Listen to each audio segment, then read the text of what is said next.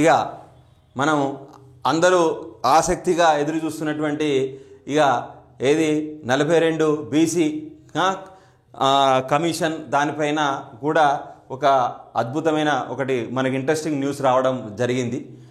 ఈ BC bill ఆమోదించండి, governor అఖిలపక్ష request చేసింది. అఖిలపక్షం అంతా కూడా గవర్నర్ దగ్గరికి వెళ్ళి మంతనాలు అయితే చేసింది.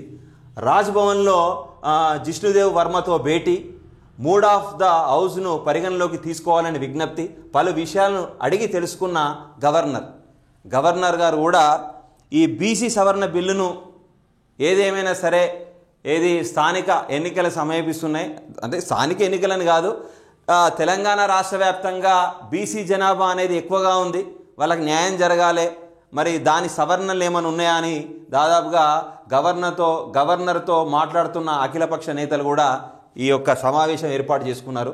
ఏదేమైనా ఇది ఒక ఉన్నతమైన న్యూస్ అని చెప్పుకోవచ్చు. స్థానిక సంస్థల బీసీలకు 42% రిజర్వేషన్ కల్పించే బిల్లును ఆమోదించాలని అఖిలపక్షం నేతలు గవర్నర్ కోరారు.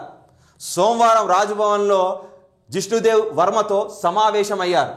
గతంలో రిజర్వేషన్లు ఉన్న 50% సీలింగ్ ఎత్తివేస్తూ తీసుకొచ్చిన సవరణ బిల్లు ఆమోదించిన బీసీ రిజర్వేషన్ బిల్లుపై చర్చించారు.